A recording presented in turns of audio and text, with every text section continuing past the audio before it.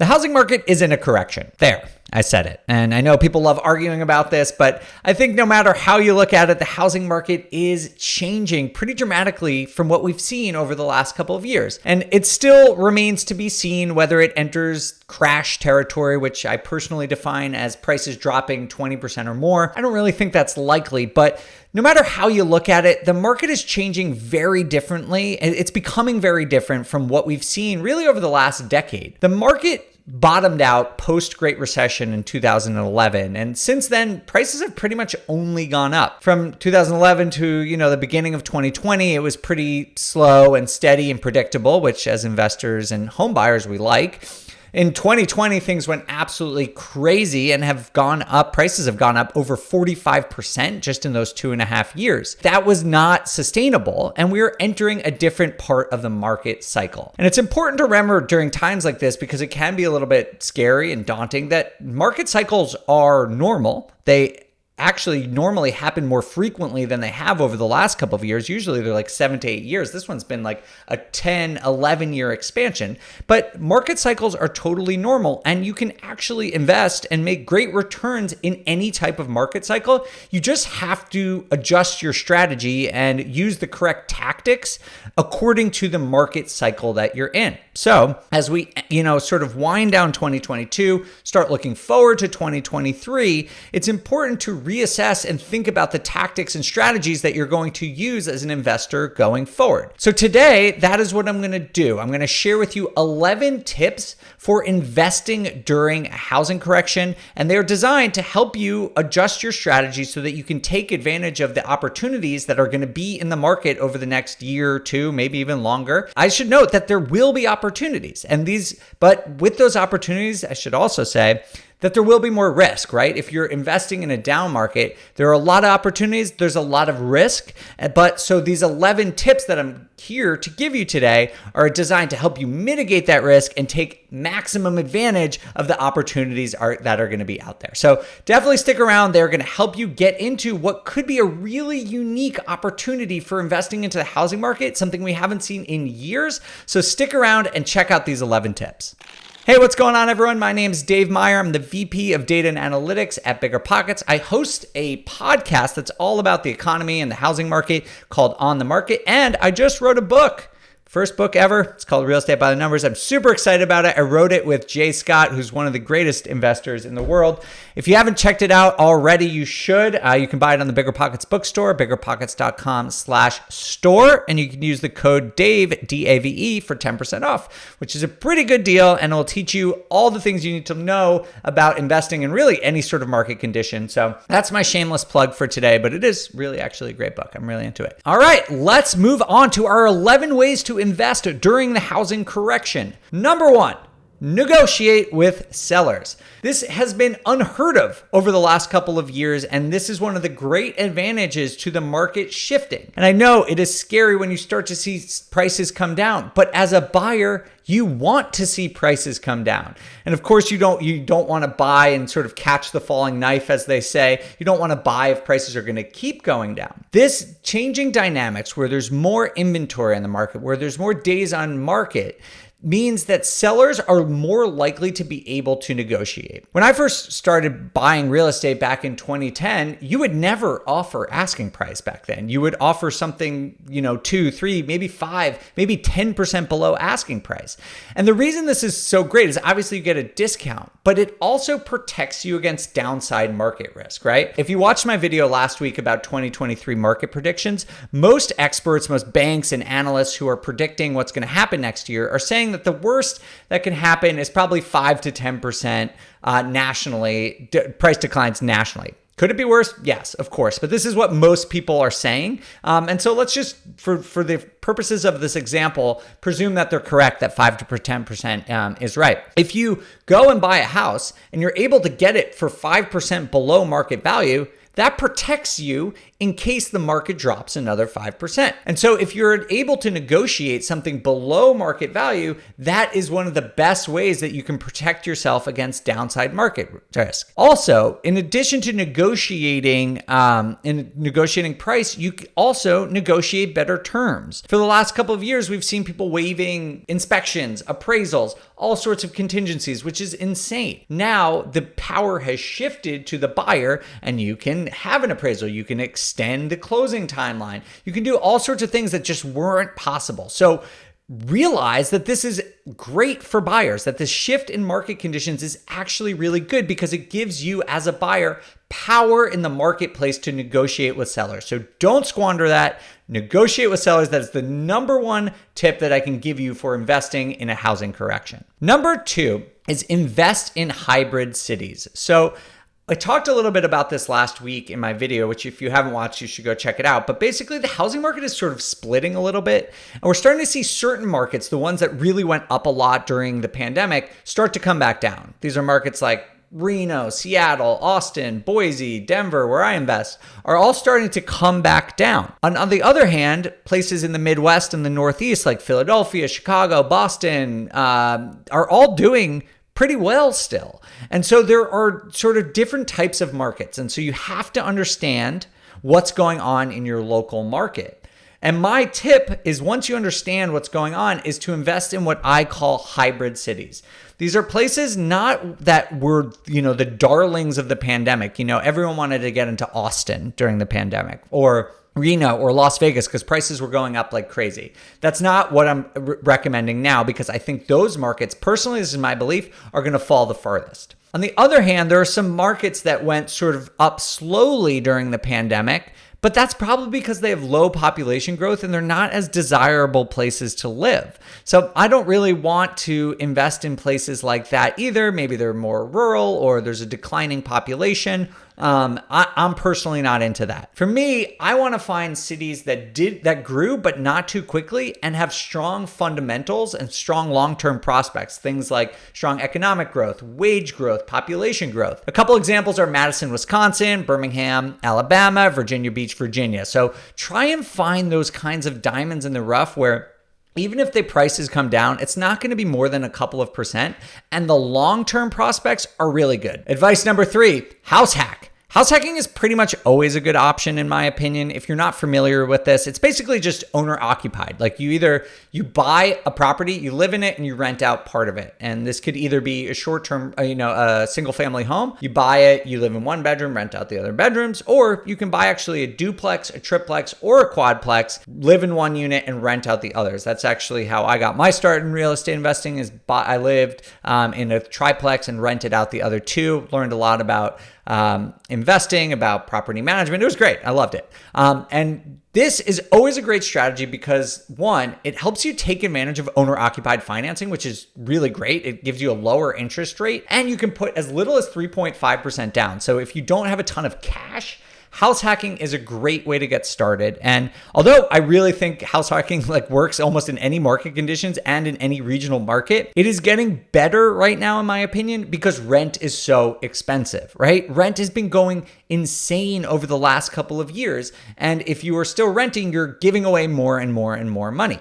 But as prices start to come down, you could house hack, and that lets you, even if you don't cash flow in house hacking, you should try to, but even if you don't cash flow, you could still reduce your cost of living significantly, right? So imagine you're paying $1,500 a month in rent. I think that's about the national average right now.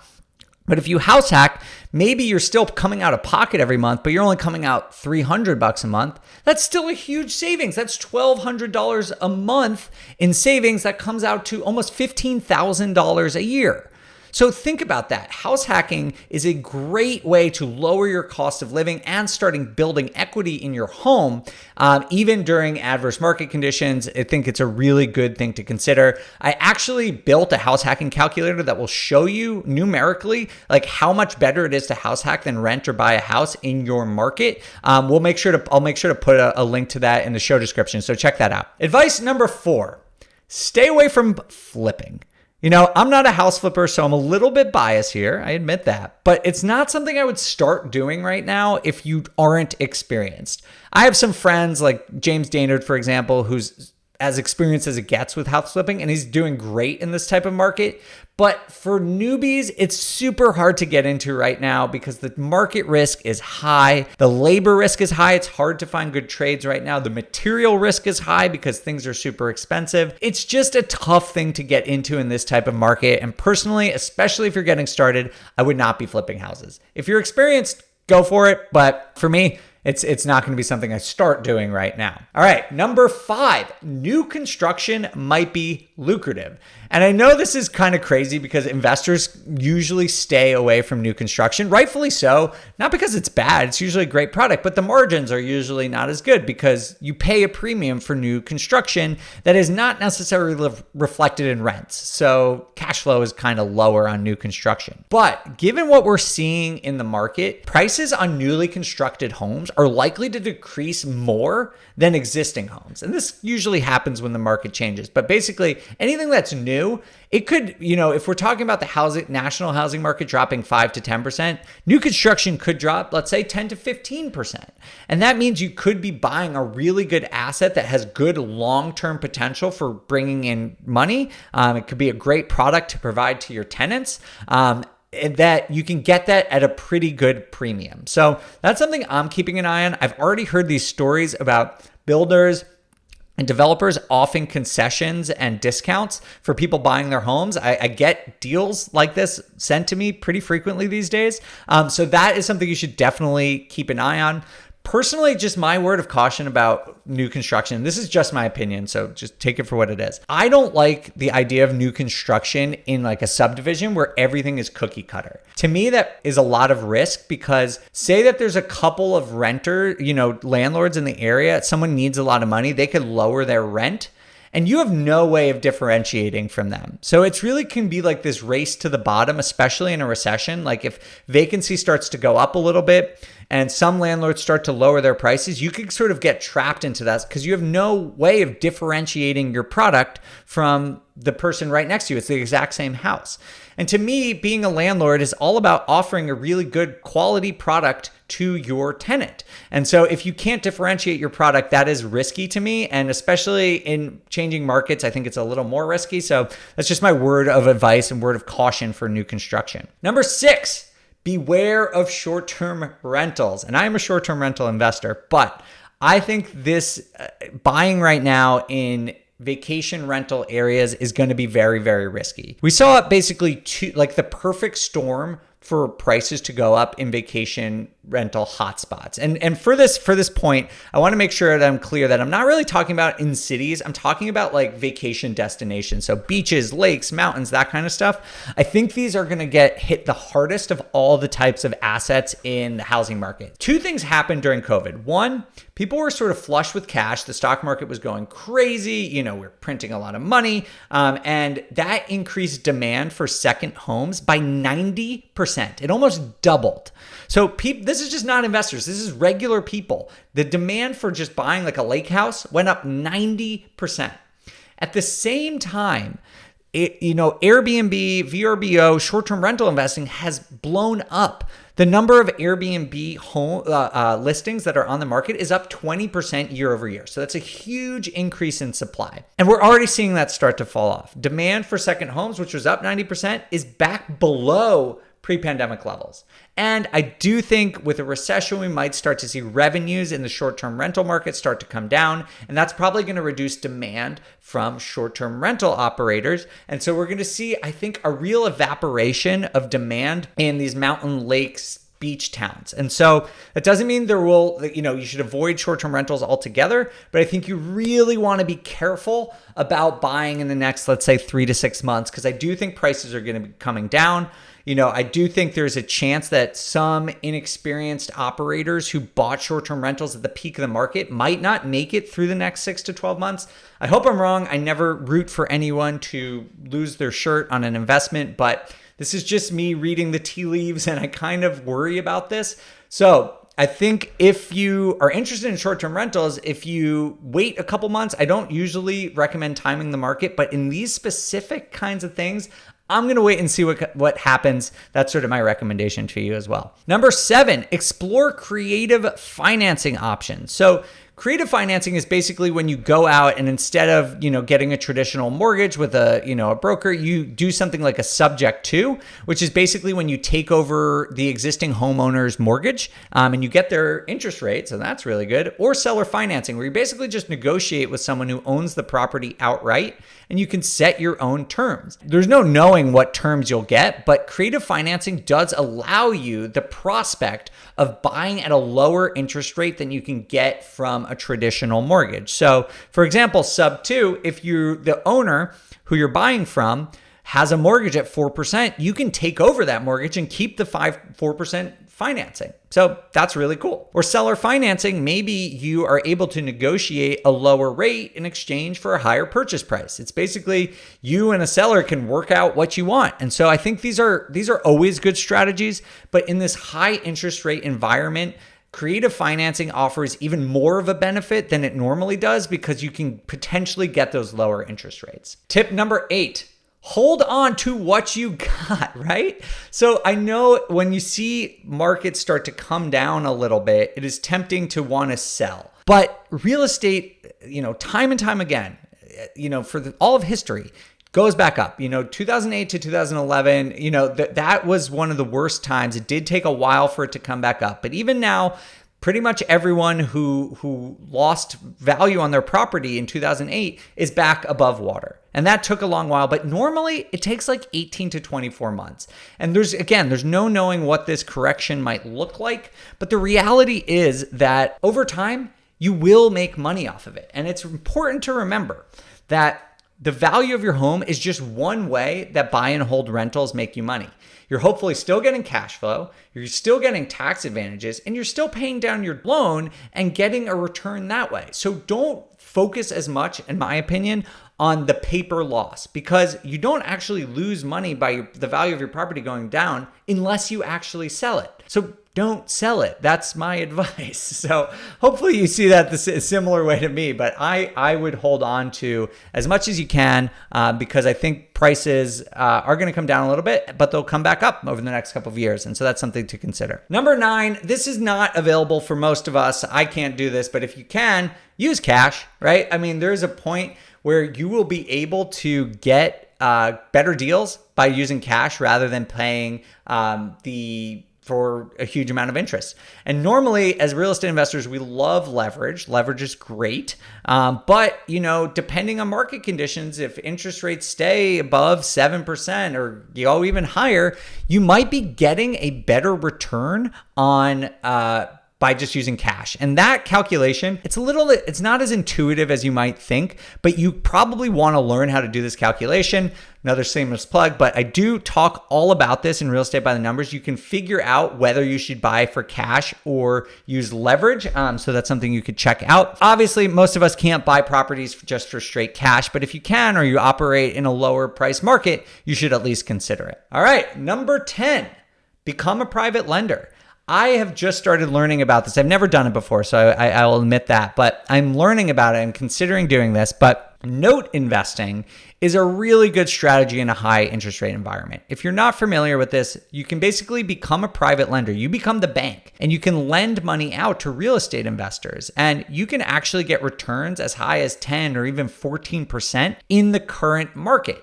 Now, if you want to buy individual loans, you really have to know what you're doing. Actually, Dave Van Horn, who wrote a book for BiggerPockets on note investing, teaches you how to do that. Or you can invest in funds. So there's basically, companies, professional companies that do this, and you can sort of just invest in note funds. That's sort of what I'm considering. I'm not going to learn how to rehabilitate loans all by myself. But this is a really intriguing option in a high interest rate environment. So check that out. The last piece of advice, number 11, is time the market, but only if you have a crystal ball. Timing the market is notoriously difficult. It's not something that you should try and do. Instead, I would stick to looking for long-term opportunities and negotiating with sellers. That's really what it comes down to, is Try to negotiate under market value and look for good long-term opportunities. If you want to try and time the market, you might be right. You could be if you want to wait it out. I honestly don't know. I have no idea. I mean, but I'll just tell you this. Every experienced investor I know is still buying and might actually be buying more right now. They're getting markets. They're not paying list price. I'll tell you that. They're buying under market value, but they are still active because they're basically just adjusting their strategy rather than timing the market. It's really up to you. You could try and sit this one out, but like I said, a lot of people sat out the last 2 years thinking, oh, it's going up too much. There's too much competition. Now they're setting out the next year because they're like, oh, the prices might fall and interest rates are high. Both of those things are true. But there's never going to be this perfect situation where interest rates are low, competition is low, prices are going up like crazy, rent is growing, there's low vacancy. That just doesn't exist. You have to just adjust to the market conditions. And hopefully these 11 points that I've given you will help you adjust to market conditions. I would love to hear all of your strategies for going into 2023. Please put those in the comments below. If you have any questions or feedback for me about this video, make sure to hit me up on Instagram where I'm at the Data Deli. And if you want to learn how to analyze deals in any market conditions and know if a deal is good or going to help you build your financial future, make sure to check out my new book. It's called Real Estate by the Numbers. And again, you can use the code DAVE, D-A-V-E, for 10% off. Thank you all so much for watching. I'll see you all next time.